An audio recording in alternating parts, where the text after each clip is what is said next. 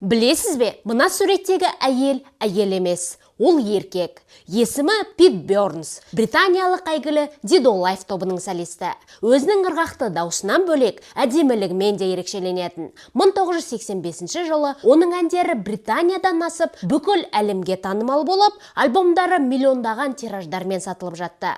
Жұлдызы жанып, қомақты ақшаға ие болғанда, өзінің мұрнын кішірейтуді шешеді. Міне осы алғашқы операциядан соң, ол жалпы саны 300-ден аса пластикалық операция жасаған екен. Кезінде аққұба сымбатты жігіт болған Пит орта жастағы эпатажды әйелге ұқсап қалды. Оны тіпті өзінің достары да, фанаттары да танымай қалатын болған. Пит Бёрнс 2016 жылдың қазан айында 57 жасында қайтыс болды. Өлімінің себебі тым көп пластикалық ота жасатуынан қанында тромбтар көбейіп кетуі екен. Солай, айтпақшы алдағы уақытта шығатын видеоларымды өткізіп алмас үшін парақшама жазылып қойыңыз.